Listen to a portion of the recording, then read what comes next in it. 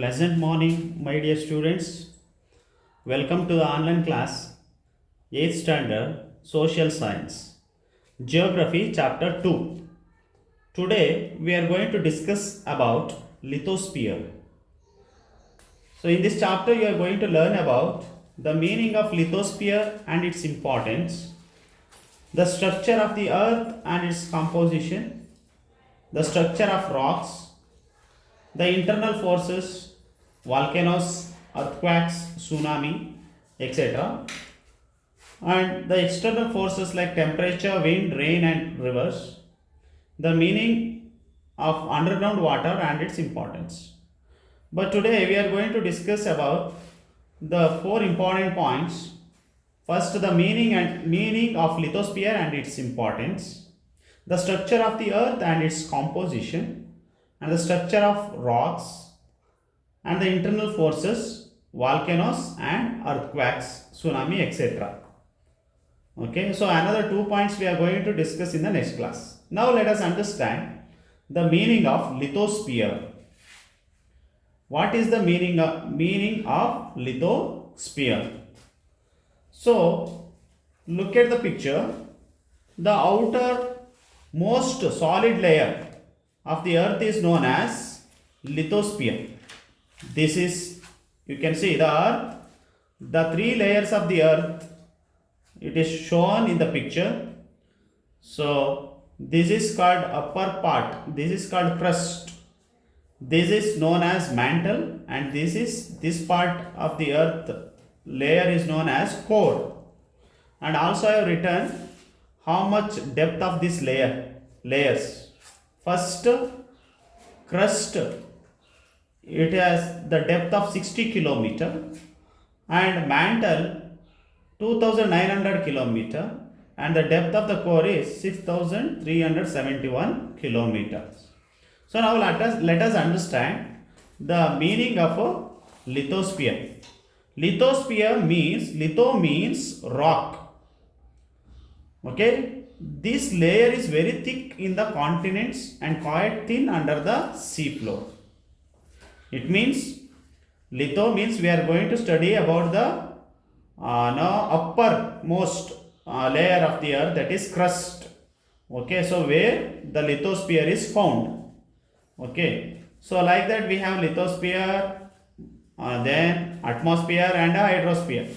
Okay, so now today we are going to discuss about lithosphere. So this lithosphere consists of course the upper layer of the earth, that is it contains rocks, minerals, soils, okay, etc. So when we find these rocks, especially soils, the thickness of that continents is, it will be more thick. But if we take the water body, so it will be thin comparatively to the other continents and mountains. Okay, so those part. So now let us also understand about litho means rock. Okay, so it means we are going to study about the soils and rocks, that is which contains, that is about the crust. Okay, so it also contains mineral soils. So life existence is possible on this layer with the help of this atmosphere and hydrosphere. Yes. So in order to, so lithosphere is very important for the life of human being as well as to the plants, for the growth of plants. Okay, where different forms of like mountains, plateaus, plains, etc. are found in this layer.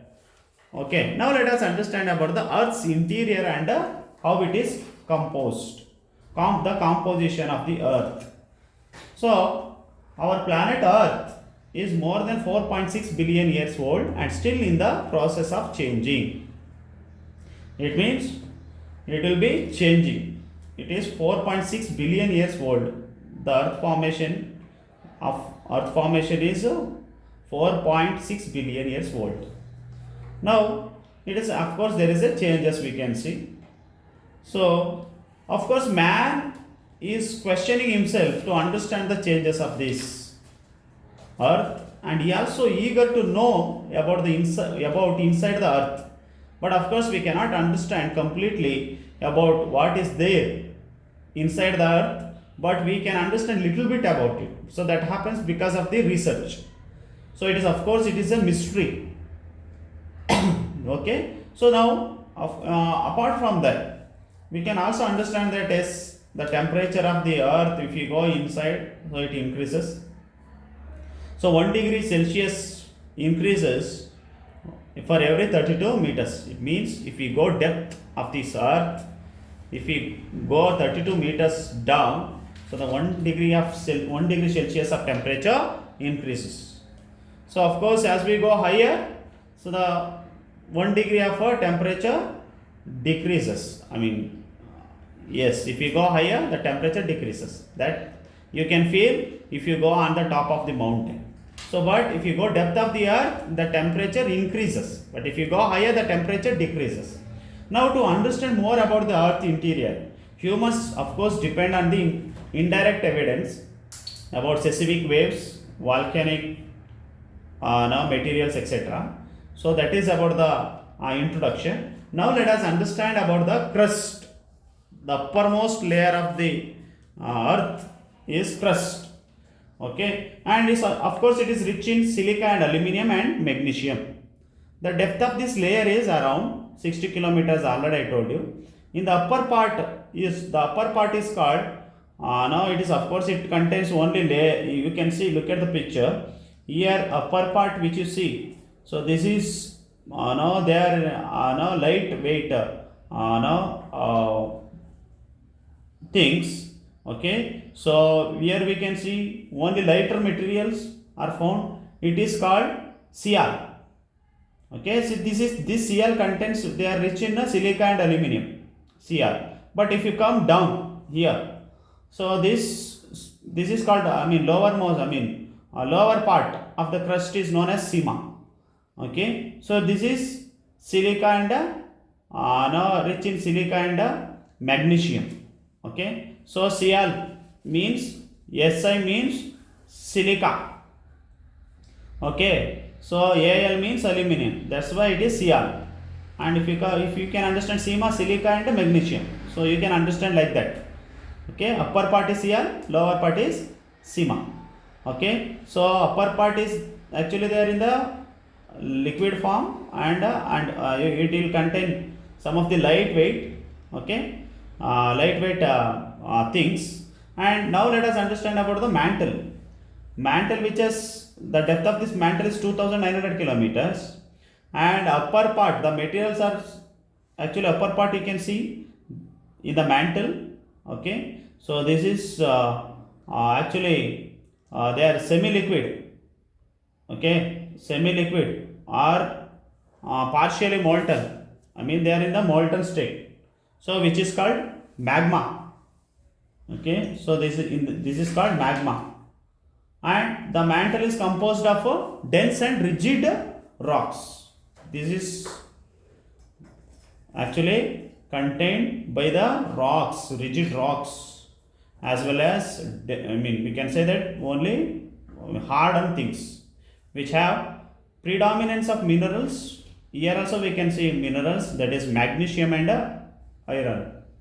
Okay, so magnesium and iron are the two important minerals are found here. The mantle also has two parts like a crust.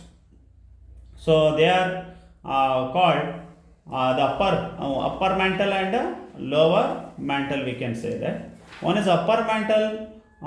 It is also known as asthenosphere. It is there in the liquid form. It will be there in the liquid form and molten form. Okay, so it contains magnesium and iron. But if you come to the lower part, there it is called lower mantle. Okay, this is called mesosphere. It is in solid in condition. The contact zone of both, the contact zone of the crust and the mantle is known as Mohorovic discontinuity. Mohorovic discontinuity. Okay, or it is called Moho, which separates the boundary, boundary between mantle and crust. Okay, that is called Moho. and while the boundary which separates mantle, you can see this is called Mohorovic discontinuity, Mohorovic discontinuity, and here you can see that now the boundary which found between now crust and mantle and core, that is known as Gutenberg discontinuity. Okay, that is very very important to know. Next, let us understand about the core. Core, you can look at the picture. Core, it is very depth layer which is found in the very deep, that is 6371 kilometer, and this is rich in knife. It is also known as knife. Knife means nickel and ferrous. Okay, nickel and ferrous. Ferrous also iron. It contains some iron. Okay, this is known as knife. Okay, this is the innermost layer of the earth. The depth of this layer is 6371 kilometers from the surface. The most important materials of the core is nickel and ferrous. Okay, and if we understand here also, we can see that inner core and outer core. Okay, so here also the two part we can see that. Okay, so the outer core is known as a molten core, and whereas the materials are liquid in the molten form, but in the inner is known as solid core. Okay, so now let us understand about the rocks. So already I told you we are going to study about lithosphere rocks. Okay, litho means rocks, and here rocks are also there are found in the lithosphere. So in that we can see these minerals also, these rocks are formed due to the various natural processes. On the basis of mode of formation, it is divided into three parts. Three types of rocks are found. One is igneous rocks, second sedimentary rocks, and metaformic rocks. What is igneous rocks? So how it has come? The word igneous means fire, derived from the Latin word, but igneous, okay, from Sanskrit word. It is called Agni. So igneous rocks are those which have been formed by the cooling of molten matter of the earth. Okay, so these are called, first you can say that igneous rocks, they are called primary rocks. Okay, so the two important types of igneous rocks we can see, that is, one is intrusive and extrusive. In the intrusive rocks we can get, that is, again it will be divided into plutonic rocks and dike rocks. So through the plutonic rocks we get granite, and dike rocks we get dolerite. These kind of stones are available. And extrusive volcano, they are lava or volcanic rocks. So they are we can see that rock basalt we get through this basalt. Next, what is intrusive igneous rocks? Let us understand about this. So these are the molten materials where magma of the earth interior not reach the earth's surface. They cool and solidify there. Okay, so below the surface. So of course they cause the loss of property. They are called intrusive igneous rocks. These rocks are made of large crystals and are found in greater depth. Example, granite, diorite and gabbro are example for this intrusive igneous rocks. And extrusive rocks, extrusive igneous rocks are formed by the solidification of magma above the earth's surface, are called extrusive. So once if it is the lava reached to the surface of the earth, once if it cools, there we can get basalt and andesite in a form of rocks. Rocks we will get it. So if we understand about this lava and magma, so the rock materials in the liquid or molten state is called magma, okay, which is there in the liquid form. The rock materials in the liquid form is known as magma, and when if it comes out of the earth, it is called lava. So you must know the difference between magma and lava. Once if it comes out or burst out and comes out, that time it will be converted, it is called lava. But once if it is there inside in the solid form, it is there in the liquid form, that is called magma. Now let us understand about sedimentary rocks. Sedimentary rocks are derived from the Latin word that is sedimentum. Sedimentum, which means settling down. Okay, so of course this is also forms because of the formation of agency of water, wind and ice. Okay, and of course we can understand this is due to some broken fragments and deposit them in certain places. So the deposit of these materials often occurs in the form of layers, that is called strata. Therefore, sedimentary rocks are called stratified rocks. The sedimentary mean itself, it says that it will be deposited rocks. Okay, it will be deposited rocks. Therefore, they are called secondary rocks. These rocks are called also called aqueous rocks because they are formed even in the water bodies, lake, sea and ocean beds. Okay, so now sedimentary rocks, if you understand, one is inorganic and organic. One is mechanically formed and chemically formed as well as organically formed. Okay, so there we can understand how it is formed. Mechanically, how it is formed, sedimentary rocks. Rocks built up by the fragments of a pre-existing rocks which have been produced by the process of weathering and erosion, sandstone and shale. So because of this, due to this, what happened, it will be mechanically formed rocks. And chemically formed rocks means chemical sediments are commonly formed by the process of evaporation of water containing salt, okay, in solution, example rock salt, gypsum, etc. Okay, so that happens because of the evaporation, chemically formed sedimentary rocks, okay, inside the earth. And how metaformic rocks formed, organically formed, how it is. Organic sediments are those derived from the accumulation remains of organisms, such as we can say that remains some of the plants, animals, okay, limestone, okay, then coal. These are organically formed. And metaformic rock, and this is about the sedimentary rocks, how it is sedimented and how it has formed. I mean how it was formed based on mechanically, chemically and organically.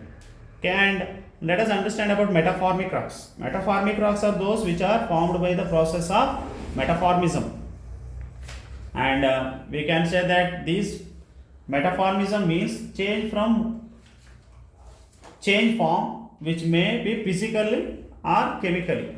Both are influenced because of the heat of the pressure, because of the heat and pressure. Now through that we can get granite, basalt, sandstone, quartzite, that is coal, then graphite. So these kind of materials we get through metaformic rock. Metaformic rocks are also the hardest rocks.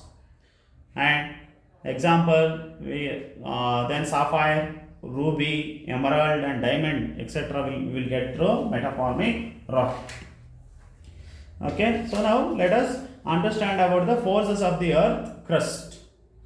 Okay, so important things we are going to study about these internal forces and external forces. So today we are going to discuss about only internal forces of the earth. So due to the internal forces of the earth, volcanoes and earthquake forms. So how the volcanoes forms under the earth, okay, on which part of the earth, especially this volcano forms. Volcano is a vent or narrow opening in the earth's crust. Now in the picture you can understand easily, okay, how volcano has burst out and how it is connected. Okay, so actually you can see, look at this picture.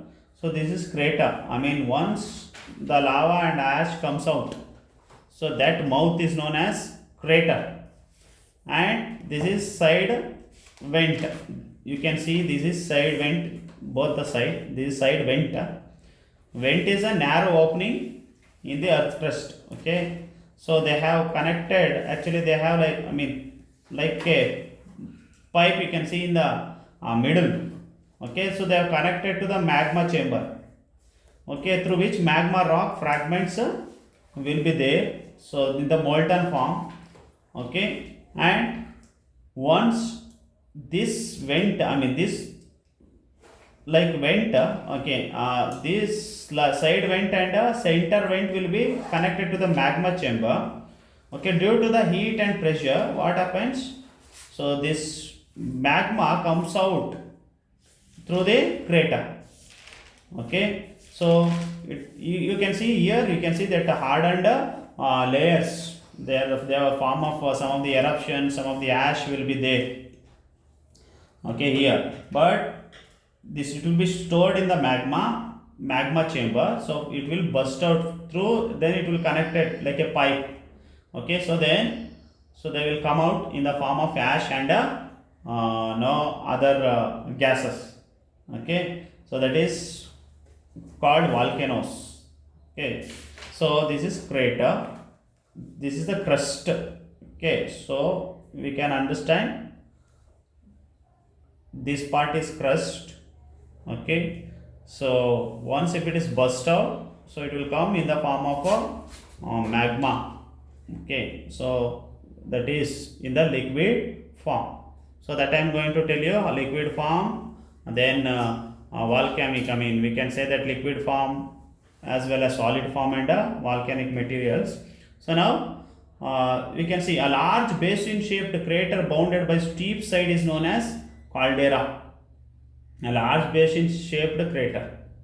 Okay, so this large basin now shaped is there, no crater bounded by steep sides is known as a caldera. You can see that this is known as caldera, which is connected, okay, very steep, that is called caldera. So now types of volcanoes. There are three types of volcanoes. One is active volcanoes, dormant volcanoes, and extinct volcanoes. Active volcanoes means the name itself says that they are constantly ejected, constantly ejected volcanoes. Okay, so there will be continuous volcanoes occurs, active, they are very active. So there are about 600 active volcanoes in the world. Some of the places they are given: Mauna Loa, USA, Mauna Loa in Hawaiian Island, okay, Philippines, etc. There we can see some of the active volcanoes. They are constantly ejecting volcanoes. Next, dormant volcanoes are those which have erupted in the past, are likely to erupt again, but have remained inactive for fairly long periods. Example, we can say that dormant volcanoes. So first year it will burst and it remain another 10 years, 5 years it won't be active. That is known as dormant volcanoes. And let us understand extinct volcanoes. Extinct volcanoes are the volcanoes one or two times they will eject. They will come out in the form of volcano. They will burst out, but now later on it will not be found, likely to be active once again, but we don't know, we cannot predict the time. So that is known as extinct volcanoes. Okay, so then already I told you volcano eject in the form of liquid, solid, and liquid and solid and gases. Gases, sulfur and hydrogen and carbon dioxide gases. Solid is volcanic bombs, okay, then scoria, pumice, dust, etc. and liquid is lava. Now distribution of volcanoes in the world, if we understand, there we can see the four important belt. One is the Circum-Pacific belt and mid-continent belt and important islands as well as mid-Atlantic belt.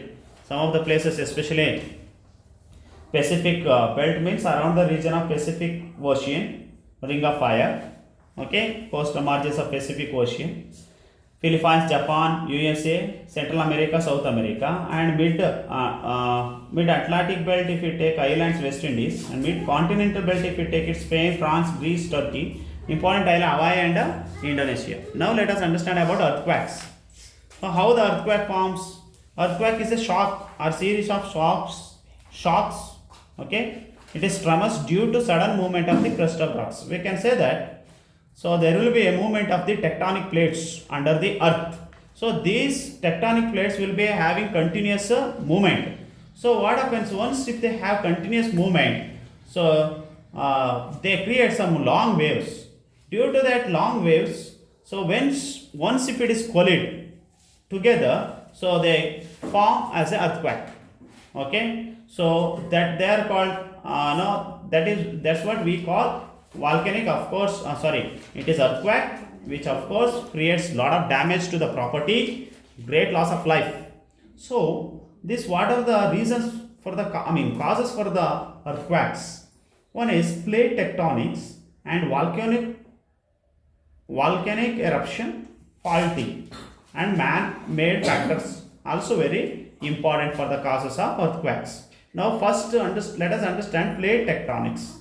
Already I told you these tectonic plates, movement of the tectonic plates, what happens? They collide each other, and because of the crack in the rocks, so there will be burst.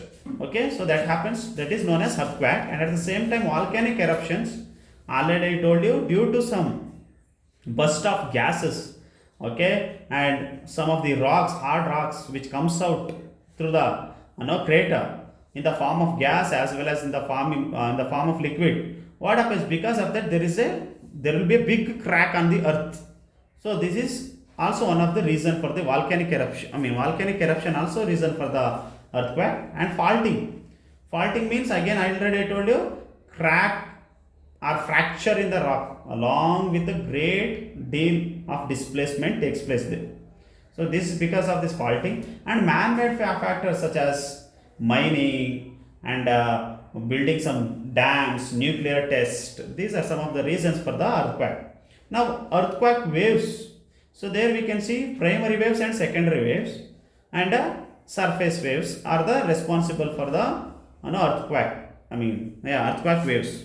So first, primary waves are also known as longitudinal compressional waves. These are fastest earthquake waves which reaches to the surface of the earth, and they can pass through the solid, liquid and gaseous matters also. So it means that much fast the waves movement will be there. Then secondary waves are also known as transverse, or we can say that it is a distortional waves. Okay, and surface waves. Surface waves are very slow, but they are very dangerous. So the slowest earthquake waves there, but responsible for the highest destruction of the surface of the earth. So like that, even the distribution of earthquake depends. Prone regions are especially in the circum-Pacific belt region. We can see that USA, Peru, Philippines, Japan. And at the same time Mediterranean belt also we can see the earthquake occurred, okay, Mediterranean Sea. And Himalayan belt, if we take the Siwalik region in India, is great examples for the distribution of earthquake. So now how the measurement, how the earthquake will be measured. Okay, so the scientific study of earthquake is known as seismology. Okay, so this seismology, the origin, time, velocity and direction of seismic waves are recorded by instrument known as seismograph. The earthquake, the fast, or we can say that that measurement, how much caused the damage or how much speed seismic waves movement, so that will be recorded through the seismograph. Okay, so these are some of the some about internal forces of the earth, and as well as the layers of the earth, as well as about the rocks. So today we have discussed about this much, and let us discuss about the external forces in the next class. Okay, thank you.